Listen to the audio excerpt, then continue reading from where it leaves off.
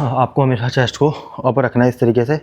और देखो चेस्ट को अप करना और बैक को ओवर एक्सटेंड करना, दोनों में डिफरेंस है।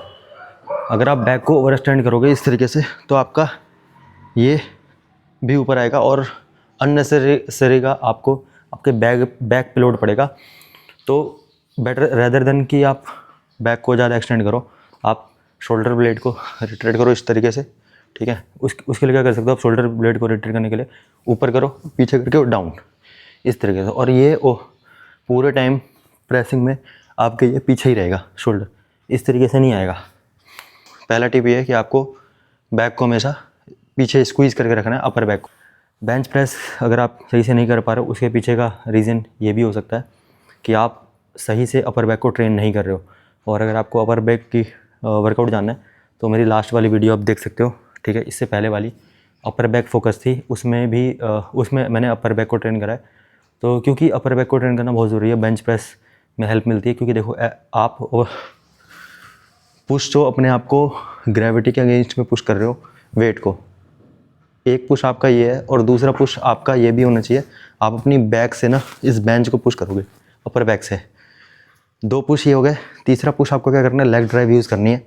आपने देखा होगा मैं इस तरीके से कर रहा था, ठीक है। क्योंकि देखो ये इंक्लाइन बेंच है, ग्रेविटी की वजह से आपकी जो बॉडी है ना वो थोड़ा बहुत नीचे की तरफ इस तरफ को जाती ही है जब आपके पास वेट होता है, ठीक है। तो आपको क्या करना है, हल्का सा बॉडी को ऐसे रखना है, बेंच पे पूरा लेट नहीं जाना, इस तरफ की तरफ नहीं गिरना। अगर इस तरफ की तरफ गिरोगे तो आपका शोल्डर इस तरीके से रहेगा, ऊपर की तरफ उठा हुआ एलिवेटेड। तो आपको शोल्डर ऐसे नीचे रखना है और इस तरीके से लेग ड्राइव यूज़ करके इंक्लाइन बेंच पे यूज़ करनी है। फ्लैट बेंच पे फिर भी चलता है क्योंकि वहाँ पर फ्लैट होता है, ठीक है। तो ग्रेविटी पूरे नीचे ही आपको गिरा रही है, तो आप इस तरफ को नहीं गिरते। बट इसमें इंक्लाइन होने की वजह से आप थोड़ा बहुत नीचे की तरफ जाते हो, तो जिससे आपके शोल्डर ऊपर आते हैं और सही से आप पुश नहीं कर पाते। तो हल्का सा इस तरीके से लेग ड्राइव, हमेशा लेग को हमेशा एक्टिवेट रखना है इसमें, जिससे क्या होगा आपको स्टेबिलिटी मिलेगी। दूसरी चीज़, आपको कोर भी टाइट रखना है इस तरीके से बिल्कुल। और तीसरा देखो शोल्डर ब्लेड रिट्रेट किया मैंने, लेग ड्राइव यूज़ करके बॉडी को ऊपर रख रखा, नीचे नहीं करा, ऊपर और पुश।